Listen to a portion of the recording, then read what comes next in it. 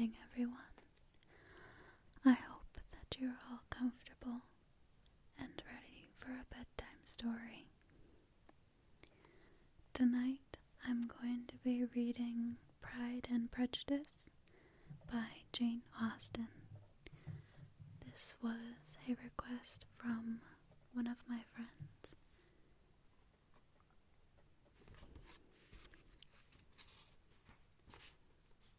Let's jump into it. Chapter 1. It is a truth universally acknowledged that a single man in possession of a good fortune must be in want of a wife. However little known the feelings or views of such a man may be on his first entering a neighborhood, this truth is so well fixed in the minds of the surrounding families that he is considered as the rightful property of some one or other of their daughters. "My dear Mr. Bennet," said his lady to him one day, "have you heard that Netherfield Park is let at last?" Mr. Bennet replied that he had not. "But it is," returned she, "for Mrs. Long has just been here, and she told me all about it." Mr. Bennet made no answer. "Do you not want to know who has taken it?" cried his wife impatiently. "You want to tell me, and I have no objection to hearing it." This was invitation enough. "Why, my dear, you must know. Mrs. Long says that Netherfield is taken by a young man of large fortune from the north of England, that he came down on Monday in a chassis and four to see the place, and was so much delighted with it, that he agreed with Mr. Norris immediately, that he is to take possession before Michaelmas, and some of his servants are to be in the house by the end of next week." "What is his name?" "Bingley."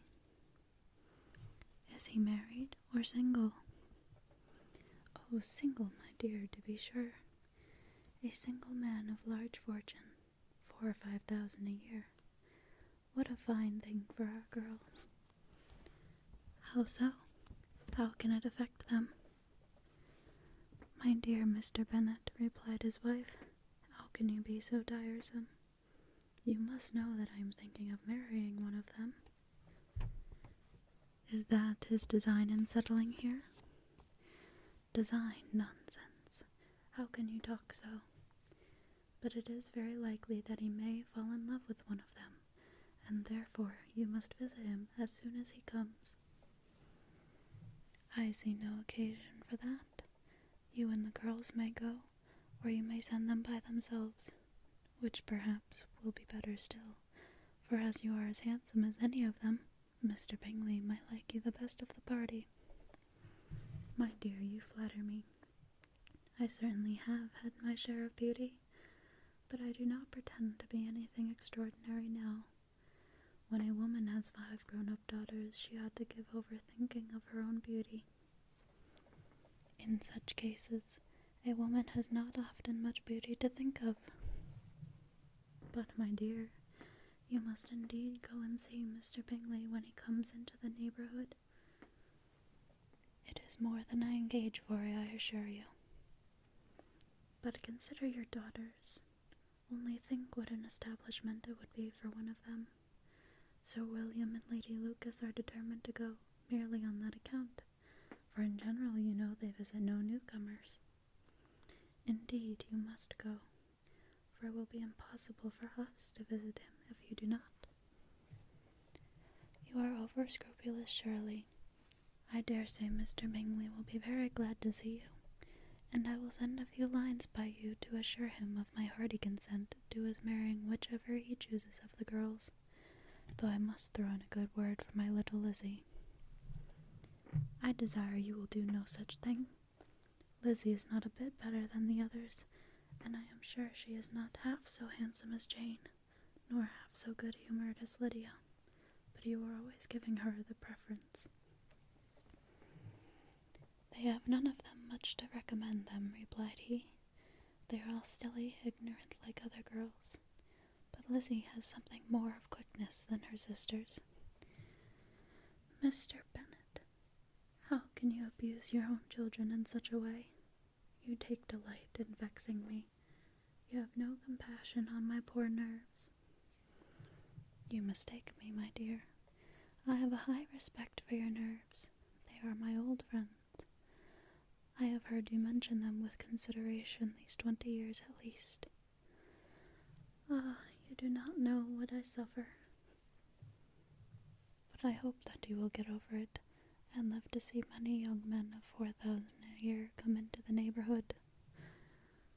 It will be no use to us if 20 such should come, since you will not visit them. Depend upon it, my dear, that when there are 20, I will visit them all. Mr. Bennet was so odd a mixture of quick parts, sarcastic humor, reserve, and caprice, that the experience of 23 years had been insufficient to make his wife understand his character. Her mind was less difficult to develop. She was a woman of mean understanding, little information, and uncertain temper. When she was discontented, she fancied herself nervous.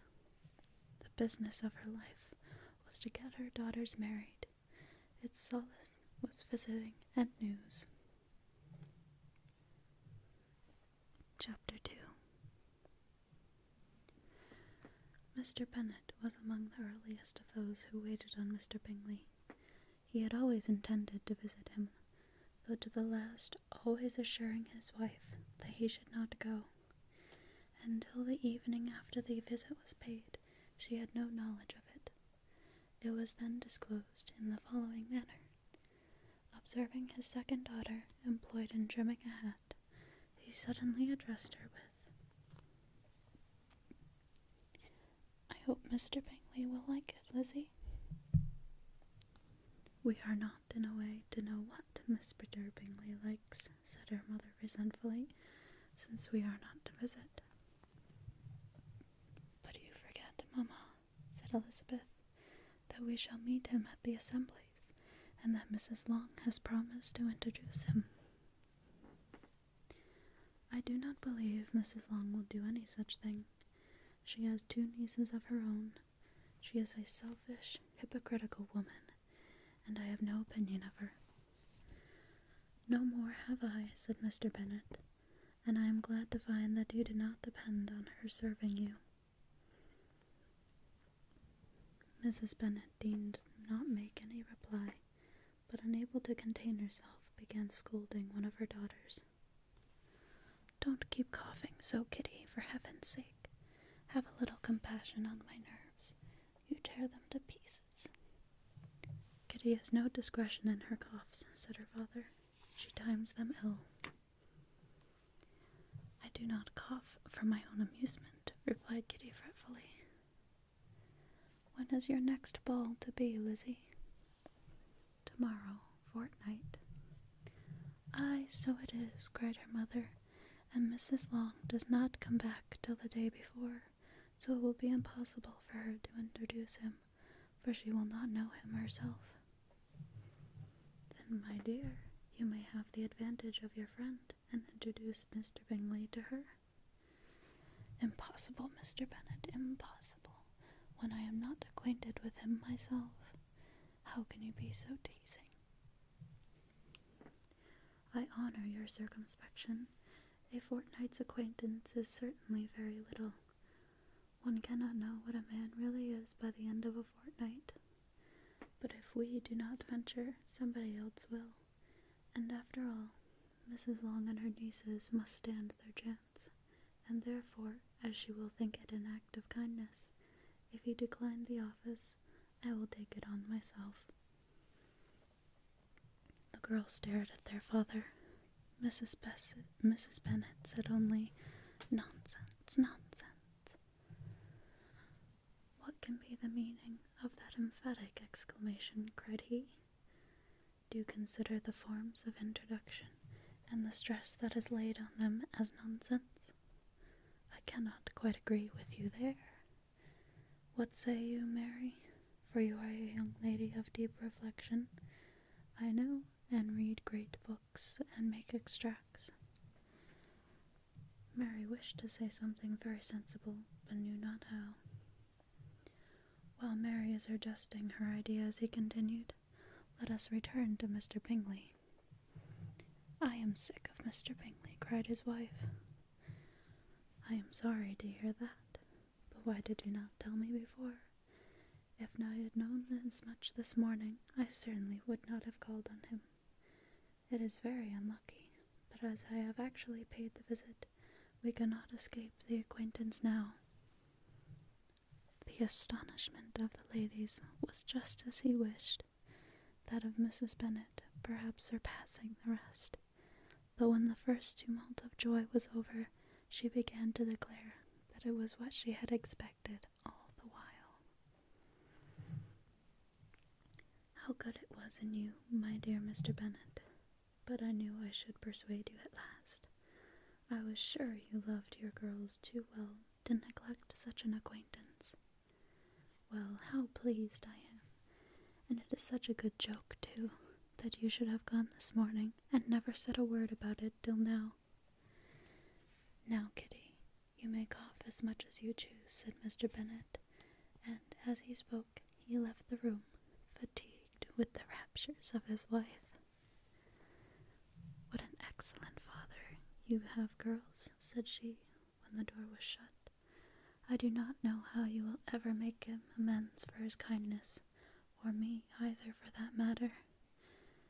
At our time of life it is not so pleasant, I can tell you, to be making new acquaintance every day, but for your sakes we would do anything. Lydia, my love, that you are the youngest, I dare say Mr. Bingley will dance with you at the next ball." "Oh," said Lydia stoutly, "I am not afraid, for that I am the youngest, I am the tallest."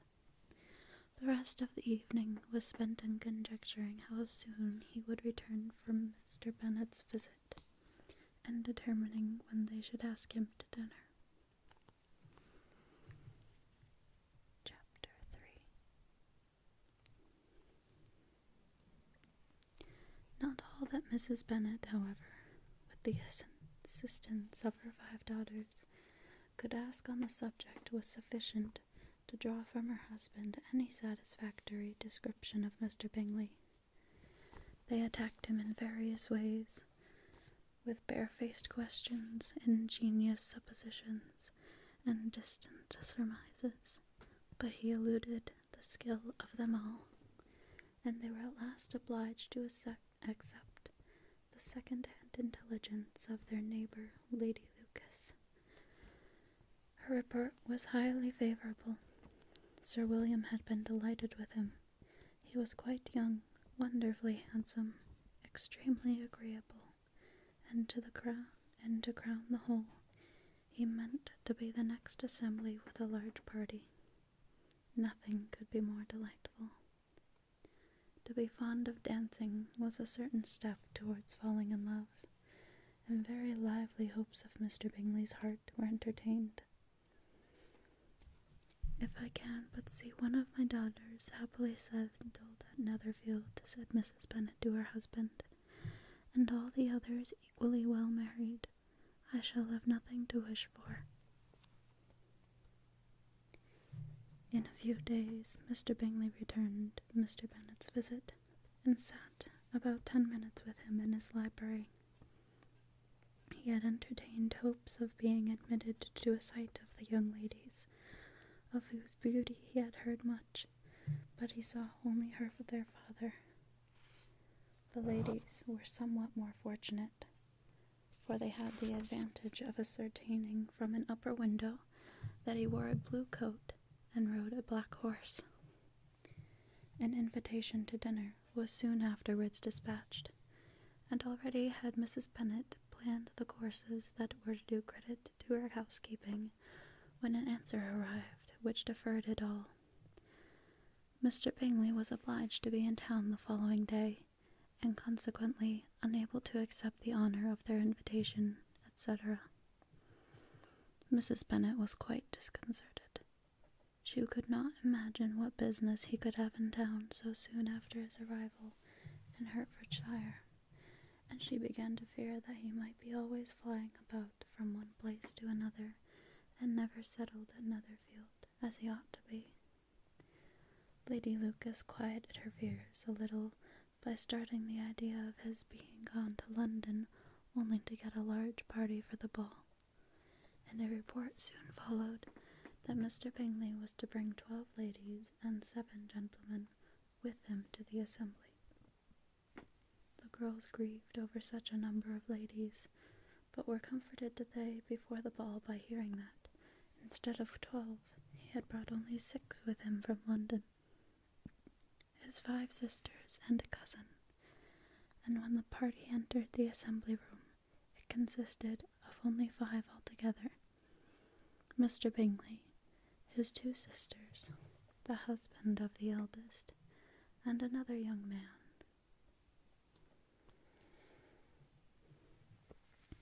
Mr. Bingley was good-looking and gentlemanlike.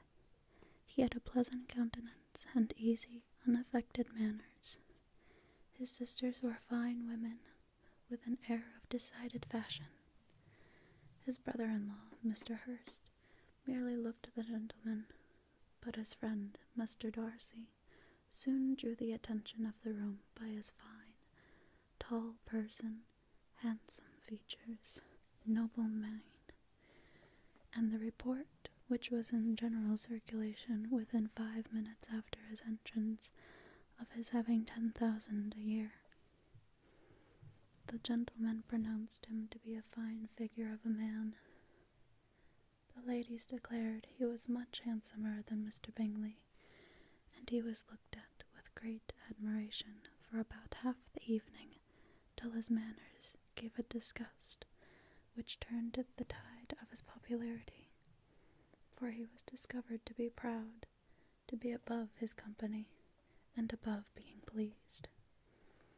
And not all his large estate in Derbyshire could then save him from having a most forbidding, disagreeable countenance, and being unworthy to be compared with his friend. Mr. Bingley had soon made himself acquainted with all the principal people in the room. He was lively and unreserved, danced every dance, was angry that the ball closed so early, and talked of giving one himself at Netherfield. Such amiable qualities must speak for themselves. What a contrast between him and his friend. Mr. Darcy danced only once with Mrs. Hurst and once with Miss Bingley, declined being introduced to any other lady, and spent the rest of the evening in walking about the room, speaking occasionally to one of his own party. His character was decided. He was the proudest, most disagreeable man in the world, and everybody hoped that he would never come there again. Amongst the most violent against him was Mrs. Bennet, whose dislike of his general behavior was sharpened into particular resentment by his having slighted one of her daughters.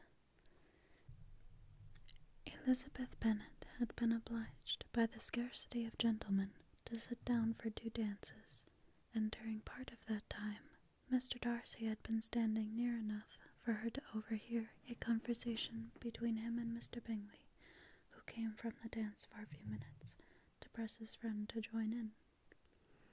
"Come, Darcy," he said, "I must have you dance. I hate to see you standing about by yourself in this stupid manner. You had much better dance." "I certainly shall not. You know how I detest it, unless I am particularly acquainted with my partner. At such an assembly as this, it would be insupportable. Your sisters are engaged, and there is not another woman in the room who it would not be a punishment for me to stand up with." "I would not be so fastidious as you are," cried Bingley, "for a kingdom. Upon my honour, I have never met with so many pleasant girls in my life as I have this evening, and there are several of them, you see, uncommonly pretty." "You are dancing with the only handsome girl in the room," said Mr. Darcy, looking at the eldest Miss Bennet. "Oh, she is the most beautiful creature I ever beheld. But there is one of her sisters sitting down just behind you, who is very pretty, and I dare say very agreeable.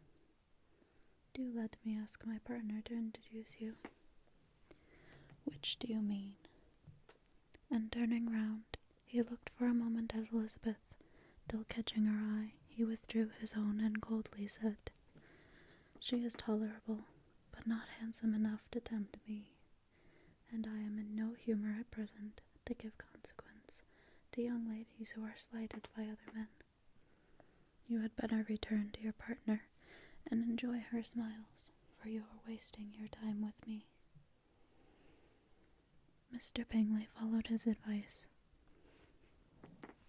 Mr. Darcy walked off, and Elizabeth remained with no very cordial feelings toward him.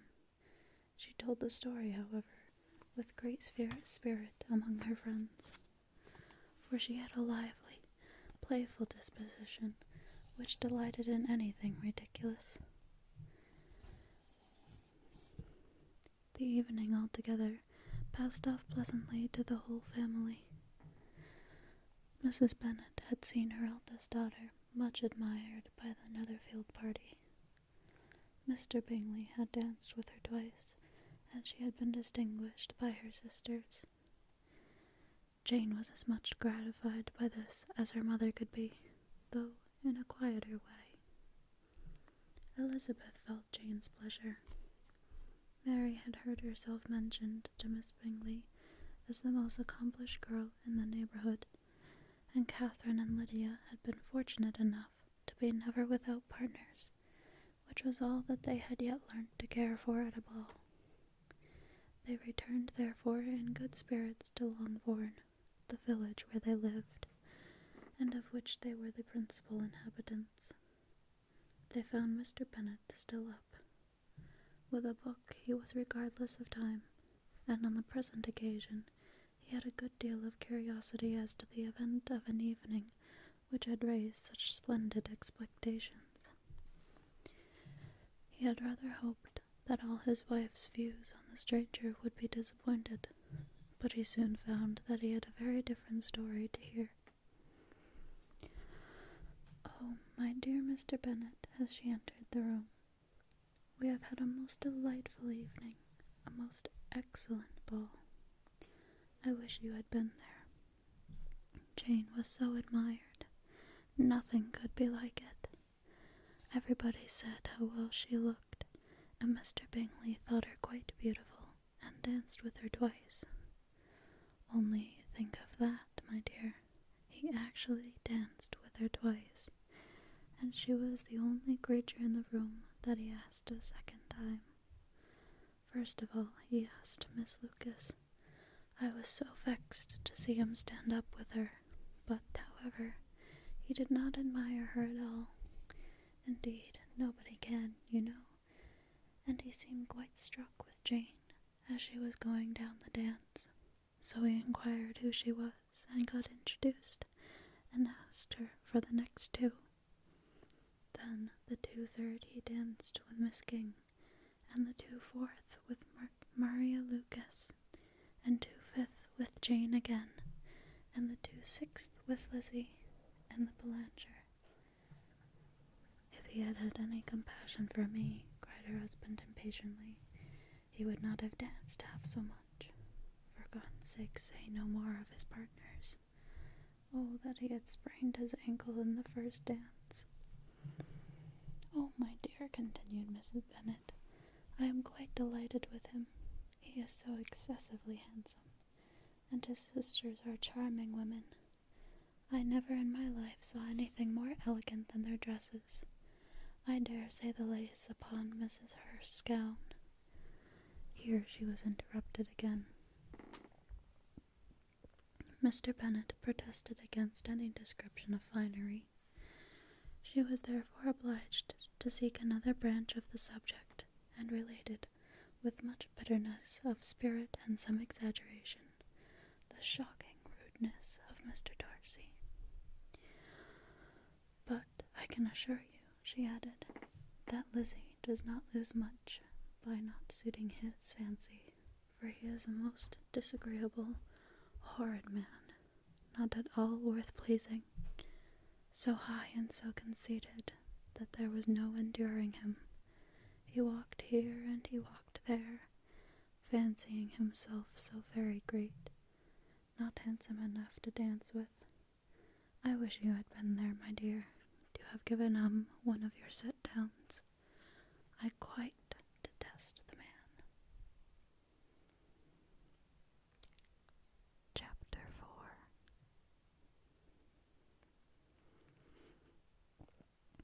When Jane and Elizabeth were alone, the former, who had been cautious in her praise of Mr. Bingley before, expressed to her sister how very much she admired him.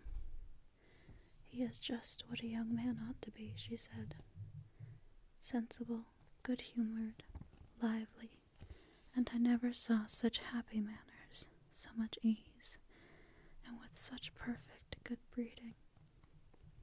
"He is also handsome," replied Elizabeth, "which a young man ought likewise to be, if he possibly can. His character is thereby complete." I was very much flattered by his asking me to dance a second time. I did not expect such a compliment. "Did you not?" "I did for you.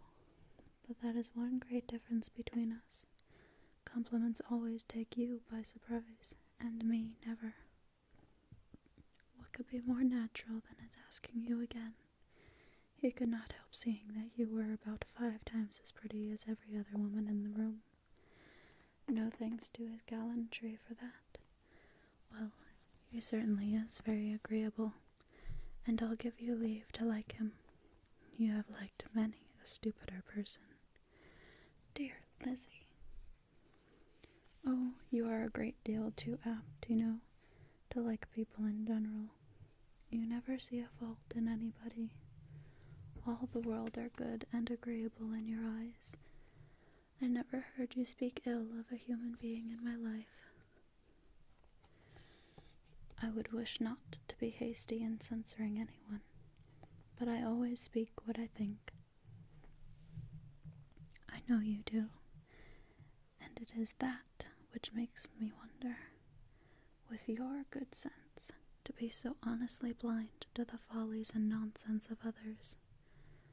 Affectation of candor is common enough. One meets it everywhere.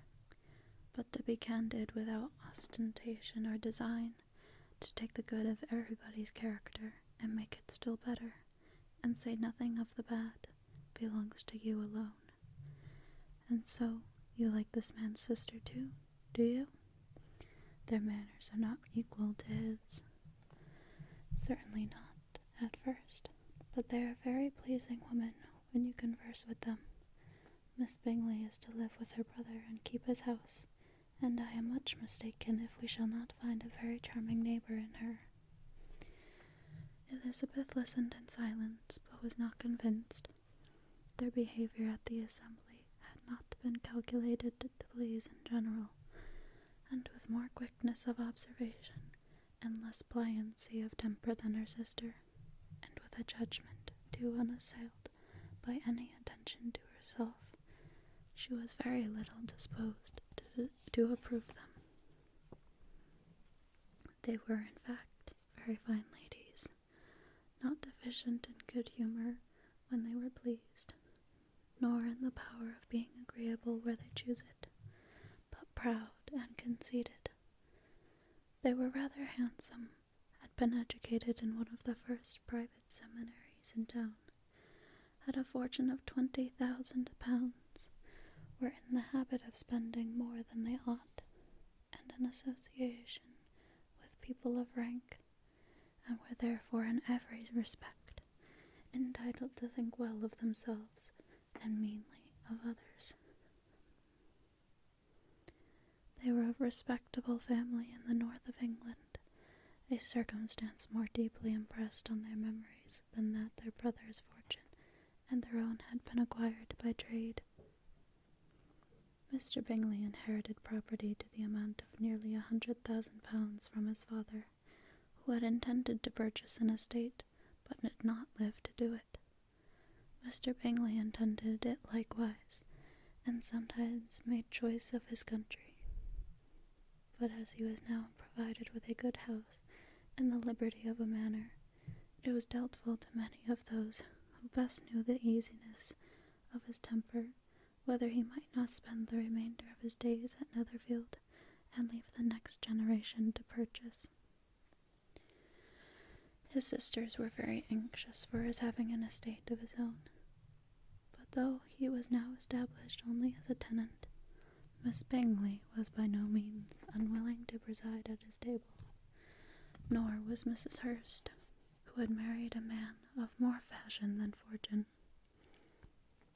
less disposed to consider his house as her home when it suited her. Mr. Bingley had not been of age 2 years when he was tempted by an accidental recommendation to look at Netherfield House. He did look at it, and into it for half an hour, was pleased with the situation and the principal rooms, satisfied with what the owner said in its praise, and took it immediately. Between him and Darcy there was a very steady friendship, in spite of the great opposition of character.